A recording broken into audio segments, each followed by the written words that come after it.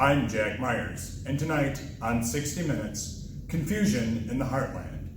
With the recent bankruptcy of Dean Foods and the decline of milk consumption amongst American consumers, many dairy farmers are beginning to feel the pressure of non-dairy-based animal beverages. As a part of this, tonight we are speaking to a dairy farmer and a CEO of Silk Milk to compare and contrast and address the issue of confusion amongst these plant-based dairy alternatives. Andrew Ritchie is the CEO of Silk, the manufacturer of almond-based dairy milk. As many consumers begin to move away from milk derived from dairy cattle, these non-dairy-based beverages have taken much of the milk from away from the farmer's market. Andrew, can you tell us a little bit about your company today? Well, Jack, thank you for having me on this show tonight. To begin with, I'd like to make a little correction on about what beverages that we actually produce here at Silk. We produce many different types of milks from a variety of different substrates.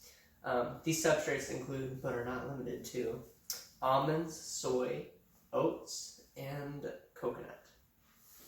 So many dairy farmers and die-hard dairy advocates say that your dairy beverage doesn't compare in terms of the nutrients provided by cow's milk. Do you care to elaborate on this at all? Yeah, so let's pick on almond milk to begin with, because that's what we started off with. There's a lot of vitamins and minerals in almond milk. The almond has a lot of the nutrients that we actually need. There are many different studies that actually suggest that almond milk is healthier than conventional milk. The only quality of almond milk that is different or somewhat lacking compared to whole milk is protein, but it generally has less sugar and less additives. So this question of protein, why do you think this could be important for the American consumer? Well, we live in a society where we're starting to really focus on health. And one of the aspects of these nut milks is that they're healthier. They contain less fat. They do contain a little bit less protein, but they're packed with vitamins and minerals that we actually need. And this is a trend that we've been beginning to see lately. People want healthier alternatives to milk. And sometimes people can't actually, if you don't have the enzymes to digest milk, you're going to need or want an alternative to it. So you have elaborated a little bit about on how people that can't digest this milk. However, there's a growing concern amongst farmers about labeling over milk. Do you have any thoughts or opinions on this? Yeah, so in 2018, the FDA actually made a comment, a spokesperson for the FDA made a comment that it's actually okay to label these, for lack of a better statement, nut juices as milk. We did this to begin with, and if we changed it now, it would basically create a vacuum where people wouldn't understand what happened to it. We don't have this specifically labeled milk anymore, and we don't want to confuse our consumers about our product because it's still the same product. And we want people to know that these are the alternatives that they can have for this market. In terms of milk that they can digest? Yes. Or have a healthier option. So why do you think, as American consumers, we've seen an increase in terms of sales and production of these plant-based dairy alternatives? So like I said, it's a healthier option, and there are some people that can't produce the enzymes needed to break down lactose. We've seen an increase in alternative milks, not only in the US, but also in the developed world. Many don't perceive dairy as healthy due to antibiotics and added growth hormones. Almond milk doesn't have these issues because it is grown from a plant. We grind up the almonds and we add milk. We take these solid content and then we can actually bottle it and sell it. It's a cleaner process, and we don't run into these issues that the average dairy farmer or dairy producer would run into, like Clostridial spores and other bacteria or microbes that are unwanted. After speaking to Andrew Ritchie of Silk Beverages, 60 Minutes decided to travel to Iowa to hear what America's farmers in the heartland had to say. We went to the Iowa State University Dairy Farm where we interacted with dairy science major Ben Butikofer on his concerns over plant-based dairy beverages and how they are impacted and shape the current dairy market. So Ben, tell me a little bit about the history of this farm and the dairy program here at Iowa State University. Yep, so the dairy science program has a long history at Iowa State.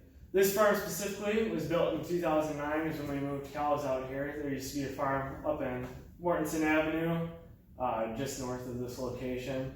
So at the facility we have 316 cows in milk right now.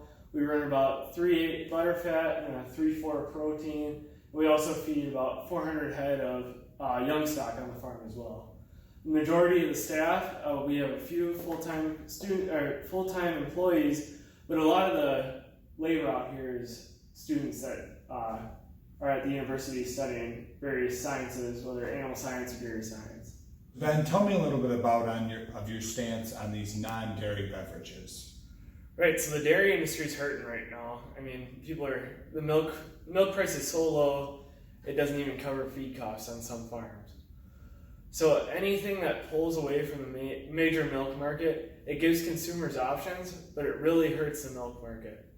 So these alternative milks, it's great for the consumer and all, but it's really taken away from milk's market, which they've held for a very long time. So why is this such a big deal to you and your fellow dairy farmers? You know, we think it's such a big deal because these nut juices, as we call them, don't really fit the FDA's definition of milk. Because the FDA states that it's a lacteal secretion from a mammary gland, mammals, cows. So really when they call these alternative juices milks, it really doesn't fit the definition. We don't think that's fair. So part of the backing behind these plant-based protein beverages or dairy beverages that they're safer and they offer a more nutritious health product and they're free of antibiotics. Do you care to elaborate on this product and food compared to your product? Yep, so I'm going to kind of talk on 2 points. First, the quality. Milk, you really can't beat the nutrients that are found in milk, and these are all natural nutrients. The cow makes these. I mean, we don't add anything in to make it better. There's a lot of calcium, a lot of potassium, and a lot of protein that our bodies need to grow big and strong, especially for growing kids. It's great for those kids that have such a high calcium demand when their bones are growing and stuff of that nature. But then I'd like to speak on the antibiotics. Milk's a safe product. It's always been a safe product. We have steps in place to make sure that we don't have antibiotics in the milk. And you might ask, I mean, that's a big question. Why would there even be antibiotics in the milk? And you know, just like me and you, our cows get sick. Stuff happens. So sometimes we decide to treat those animals. And we're going to work with the veterinarian very closely and only administer antibiotics if we need to. Then we're going to separate those cows from our main milking herd, and we're going to put them in a special pen, separate from everybody else, and we're going to mark those cows so we know which cows that have been treated with antibiotics. And we're going to dump that milk until the antibiotic has been cleared from the cow's system. And then there's also some checks and balances. You can't rely just on the farmer to make sure that it's a safe product. When the milk hauler comes to pick up the milk, he'll also check for antibiotics, and then when that milk gets to the processor, they'll check for antibiotics as well. Thank you for watching tonight's installment of 60 Minutes. Next week, we will discuss the topics and issues that face one of America's largest animal science departments as they search for a new department chair. Thank you.